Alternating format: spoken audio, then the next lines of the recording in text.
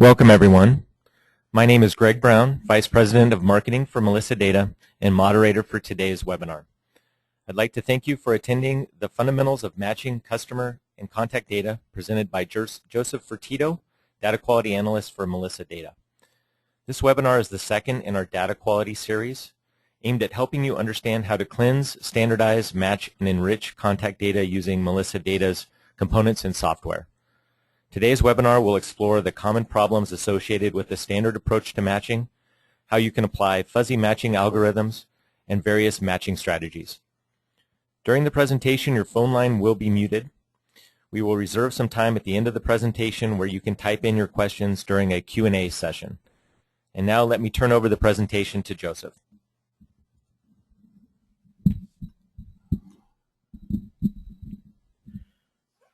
Thank you, Greg.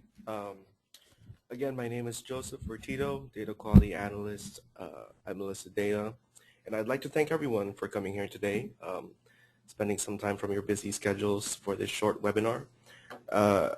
So before we begin, I'd like to give a brief introduction about Melissa Data. So we've been in business for about 26 years now, and really our focus has been the field of data quality.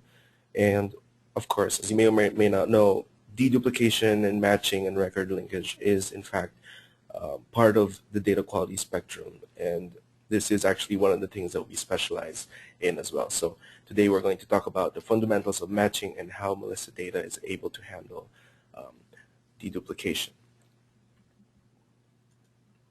So just as an overview of what we're going to talk about first, let's try and take a look at what is the importance and the benefits of doing matching. And then we're going to take a look at the importance of standardization or standardizing your data prior to doing any form of matching. And this is actually quite important as you'll see. And then we're going to take a look at fuzzy matching versus domain-specific matching and how they kind of differentiate with each other, and what are the benefits and disadvantages of each. And then we're going to take a look at contact-specific and advanced matching. We do offer some more advanced matching techniques, as well as more domain-specific matching based off of contact records. And then we're going to take a look at some of the matching strategies and techniques that you can do from an architectural perspective. And then one of the things that really we found is very overlooked in the field of matching is being able to select your golden record, as well as setting up your rules for your survivorship. So we're going to take a look at these two concepts as well at the end. So if we wanted to make the business case of why matching is beneficial or important, if you're trying to do some form of lookups or associate records with each other, ideally we want to have a single accurate view of our client base. And if these are distributed amongst a lot of data sets, we want to be able to associate these with each other. And this is done through matching. And then when we want to merge our data sets, possibly within a data warehouse, we want to be able to make sure that there are no duplicates. And as I've mentioned a while ago, matching is actually part of the data quality spectrum. So if we want to have good, clean data, we want to be able to do our deduplication routines as well. And then this allows us to have, just having good data and keeping the integrity of our data allows us to maintain our customer relationships and reduce costs such as mailing redundancy, sending mail 2 times to the same person, or doing multiple callbacks, which just doesn't make our company doesn't make us look good to our clients when we're doing these things. So now let's talk a little bit about pre-standardization. What is the impact when it comes to matching? So if we take a look at this first example up here, you've got 123 Main Street versus 123 Main Street, exact same address.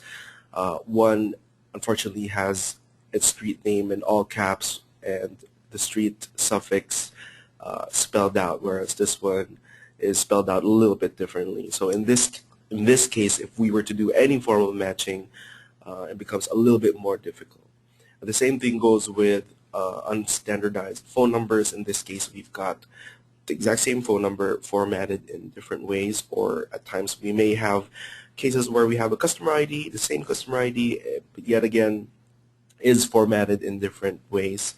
When it comes to names, we could have full name where the first name comes before the last name, whereas we could have names that are inverse, where the last name comes before the first name. So just an example of these cases that probably we would like to standardize, and it's important to do it throughout our entire data set, and that's what the ideal here is. We want to be able to standardize all our data in a certain way throughout all our data sets in order for us to be able to do more accurate matching.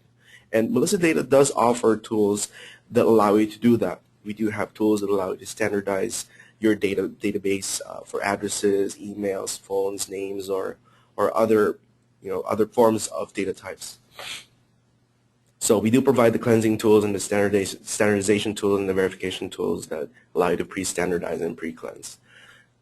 Now, let's take a look at the differences between fuzzy strings and domain-specific matching. What we've found a lot of people actually do out there is when they try to do fuzzy lookup or fuzzy matching or fuzzy deduplication, is that they try to do things like regular expressions, computational algorithms like Levenstein, Jar-Winkler, and so on and so forth. Or they could do some sound indexing algorithms for names and company names and things like that. But although we are able to do this type of matching, we found that really the most effective type of matching is domain-specific type matching, which allows you to implement specific rules and algorithms to that certain or specific type of data type. And then it also makes use of reference data sets in order to elevate the, its capabilities for matching. So let's take a look at how contact-specific or domain-specific matching really becomes more advantageous compared to fuzzy matching. If we take a look at the example up here, we've got the same address, 123 Main Street, 92688, and this one over here we've got a 123 Main Street West in 92688 with a +4 2112. So it's again the same address, but because they differ in certain ways, we're unable to match them accurately because of all these underlying factors that affect it. In this case, we've got a post direction and then a +4. Really, what we want to be able to do is to tell it to take a look at only specific parts of the address. So we could actually tell, or we should be able to tell it to match only based on the street name, which is Main Street, as well as the street range, which is 123. And if we wanted to do so, we could just do the matching based off of the zip code without the +4. And Melissa Data tools are actually smart enough to do this. We have built-in parsers that allow you to take a look at only specific components of the address and not the address as a whole. So in this case, the West would be dropped off as well as the 2112, and then we could do our matching more accurately. And the same thing goes with the second example here. We've got exact same address, First Street versus FIRST Street. Because we have reference data sets, we know or we can associate one ST to FIRST. Because of having these reference data sets in the back end. Just another example of domain-specific type matching. When we're talking about names, for example, we've got John Doe versus John Howard Doe, which has a middle name in it. Doing fuzzy matching, although it could be effective in some cases, in this case it may or may not catch it. For example, if we were going to do some Levenstein comparison type algorithm to John Doe versus John Howard Doe, the percentage match that you're going to get out of that isn't very accurate. Whereas if you have more domain-specific type matching algorithms, we're actually able to parse out the names into its individual components. So we know that John is actually your first name and Doe is actually your last name and Howard is actually your middle name. So if we wanted to do so, we could tell our tools to match only on the first and last name. So in this case, we will be able to catch these as exact matches without having to take Howard into consideration. And the same thing goes again. I want to reiterate or re-mention the importance of reference data sets. We have an example up here, Joseph versus Joe, where Joe is actually the nickname. And the only way we're going to know that Joe is actually the nickname of Joseph is if we had reference data sets in the back end. And yes, we do have reference data sets of nicknames as well. So we can associate Joseph and Joe as being the same name. And here we can kind of see the power and the advantages that you get, not by using domain-specific type matching. And to give you an example of one of more advanced matching techniques that we can provide, we have something that's called proximity matching. And proximity matching allows you to associate or match two records that are within a certain amount of distance to each other. So in this case, for example, we've got a building on a corner street, corner of Thomas and Gilberto over here.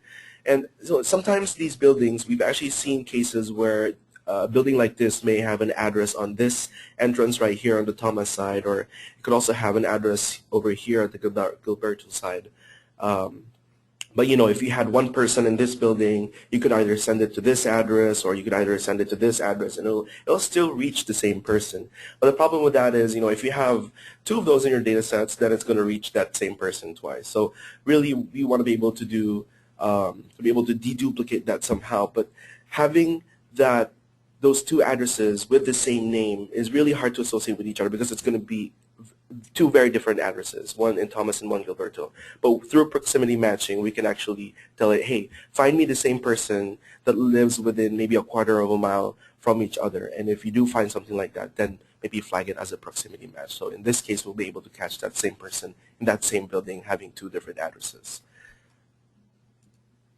Now let's go a little bit into the more architectural side of matching. What are some of the strategies and techniques that you could apply with our tools, with Melissa Data tools? We allow you to actually create your own rules. There's different combinations of rules that you can have out there, and really, people have their own business rules and requirements when it comes to matching. Some people want to be able to match just at the household level, so that's going to be an address and last name match, or they could also do an individual matching, which is the address, first and last name. Or, as we've seen previously, you could do some form of proximity matching on the first and last name of a person. Or you could do a combination, which is the proximity match and the fuzzy first name and then, the last name. So we give you the ability to be able to create your own rules. But on top of that, we also allow you to do combinations of these rules. A lot of times, ideally, you don't want to just match, just at the household and then you're done. That's it.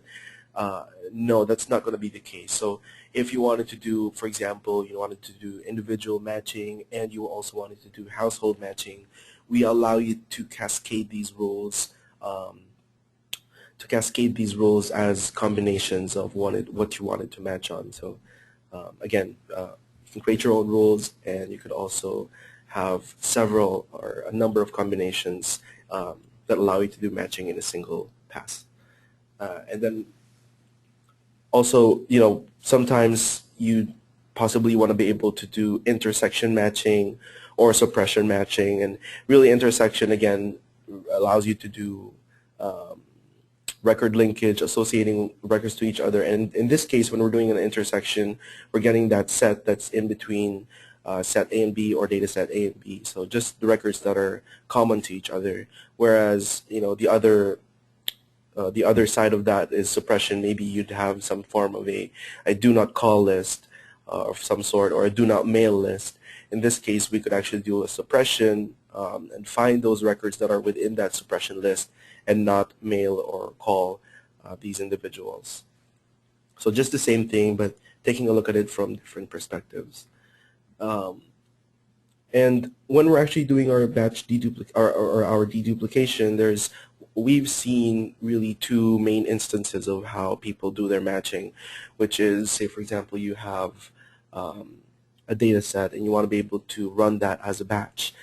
Yes, we will be able to provide you that capability, which is deduplicating your records as a batch. And what this actually gives you is are your unique records and then your filtered out duplicate records. But it doesn't stop there. Ideally, people want to be able to fix the problem as they come in. So if you have a call center or a web form that you're working with, you could actually dedupe at point of entry and make sure that your database is clean as your records come in. And this is what we call incremental dedupe. So we have both types of solutions that we provide, whether you're doing it in batch or you're doing it incrementally, or you're actually doing both. We could offer you these solutions. And finally, last but certainly not the least, I'd like to discuss the concepts of the golden record and survivorship a little bit. The golden record really is, and survivorship are concepts that we found are quite overlooked when it comes to matching. If we take a look at these examples, these three examples up here, you've got the exact same address, exact same phone number, whereas one record might have a missing email address and the other record might have a missing name, whereas the other record has all the information. Ideally, we want to be able to set our golden record, or our rules for selecting the golden record. In this case, what we've told it to do is to actually select the record that's most complete. So because this had a missing name and because this record had a missing email addresses, we've selected this as our golden record because it is the most complete. Other types of rules that you can set for selecting the golden record, for example, is selecting the record that is the latest or the most up-to-date. So if you had, for example, a date field here or a date column, you could base it out of that and select your golden record based on the latest record that actually came in. And then we also have the concept of survivorship, which is similar but a little bit different from selecting your golden record. In this case, we could have two records here, one not having your phone number, while the other one actually does not have your email address. And we want to be able to actually combine these records so that we could create a new golden record. If we could not select a golden record that already exists, we want to be able to create our own golden record based on the information that we already have. So in this case, we want to be able to somehow consolidate these records, carry them over into a single golden record, and this will be our surviving and remaining record in our data sets. Just to wrap up a little bit, and I know this webinar is kind of short, but hopefully we'll come out of here learning something new about Melissa data and how we do our matching. Again, our tools are actually very flexible. We try to be flexible, especially when it comes to technology, because we don't want to limit ourselves in that sense. Whether you're looking for programmable APIs or out-of-the-box software solutions, as a matter of fact, we even offer our own ETL tool that does the matching for you, or you have SQL Server or Oracle database. We offer solutions for all of these. And again, just to reiterate, we also have not just the matching tools. Again, our focus is really the entire spectrum of data quality. So if you needed standardization tools, correction tools as well, we offer these solutions aside from the matching.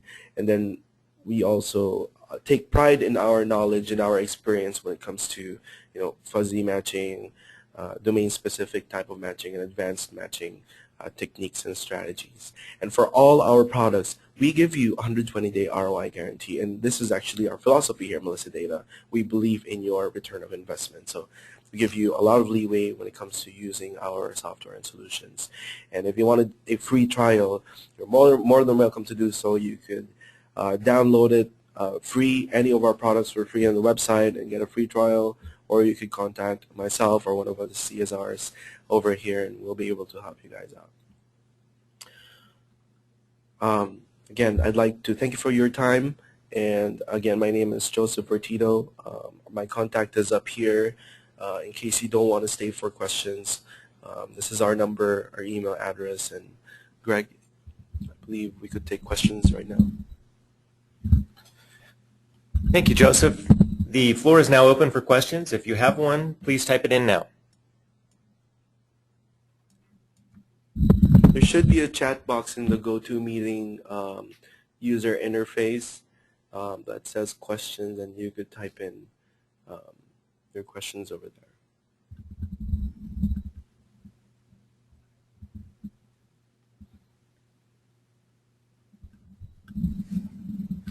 Okay, we have a question. With domain matching, is it only good as your is it only as good as your reference data? Is the reference data yours, or do we maintain it internally? So one of the things that Melissa Data really does for you is we're very flexible, when it comes to our tools. Uh, and we do actually allow you to do both. And what I mean by that is we actually maintain, or not maintain, but we actually provide you with the reference data sets. And because, just to give you an introduction, the way we do our licensing is through a subscription. We do understand that reference data sets do get out of date, data does get stale, and as much as possible you want to be able to keep these reference data sets up to date. And we do provide subscriptions for that. You will get the latest data sets from us, and we do update these reference data sets. Addresses change, names get added every day to the census data, things like that. So we update these data sets. We send you the updates, and then you could apply those updates with your subscriptions. And one of the things that you could also do if you wanted to do so when it comes to matching is you could also set up your own rules. So we allow you to maintain these reference data sets, change them whenever you want, and we also update them from our side once we get new information and new data.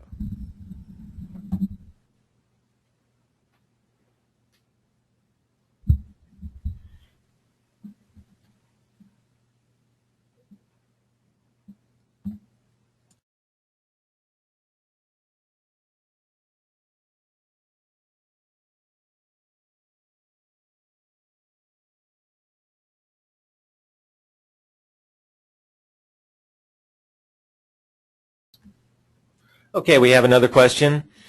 What are the average costs per transaction and per batch? Well, as much as I'd like to discuss pricing here, actually we'll send you that information through email, Greg. Greg here will get in touch with you guys if you wanted to um, know more about pricing. You're more than welcome to do so. Again, I just want to reiterate that our pricing is very generous and competitive in the industry, and again, we believe in your return of investment. So um, take a look at our tools. We could discuss the pricing later on, but just to give you an idea, when you're doing fuzzy matching and deduplication, I'm not sure if we do it by tiers now. So it depends on the average number of records that you process within a year. So if you scale big, then we'll have to scale pricing with that as well. So depends on the number of transactions you do within a year.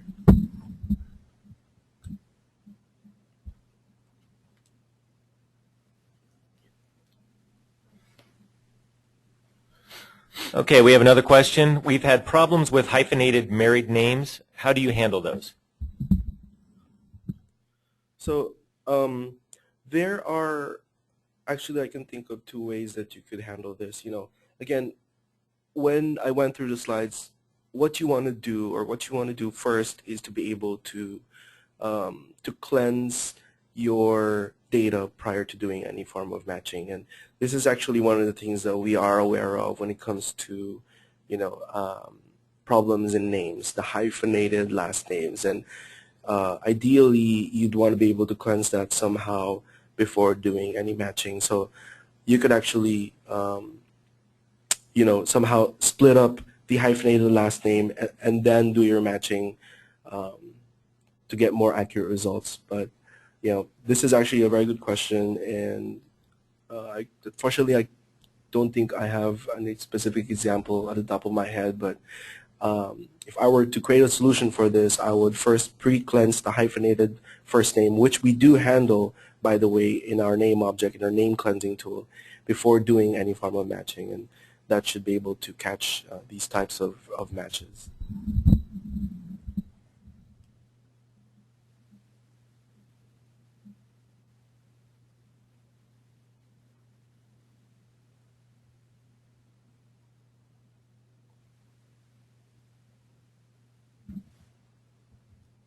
Okay, we have one more question. How can throttle win-loss rules such as email match better than address or vice versa?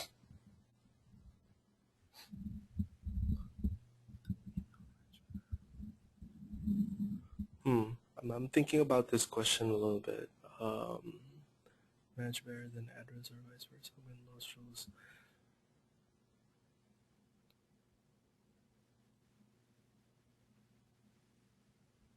So I think it becomes a little unclear because there's actually, I think this crosses more the line of fuzzy matching. When you're doing fuzzy matching, there's actually a percentage or a threshold as to which win-loss. Yeah, which type actually match better. So you could have an address match that, match better than the email or vice versa.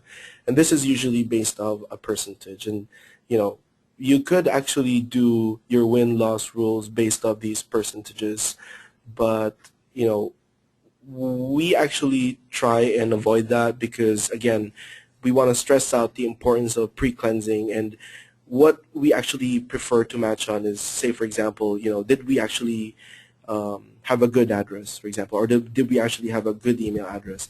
We're through our standardization and cleansing tools, we can actually tell you how good an address was, or how good the email address was, or how good your phone number is, or your name.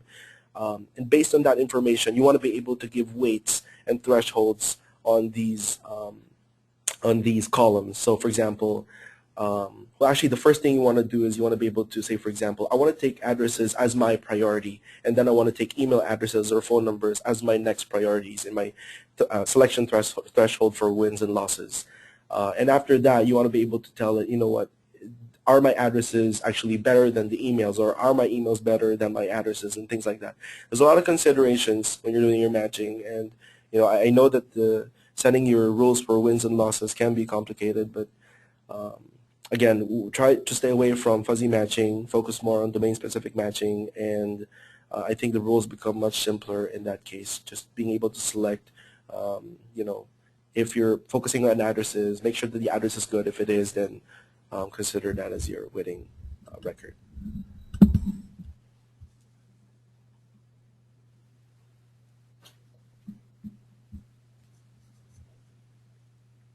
Okay, I think that's all the time we have today. If you have additional questions, you can contact Joseph via email or phone. His contact information is on the screen right now. Shortly, I will be sending out a link to a recording of today's event. And thanks again for attending today's webinar. Have a great day.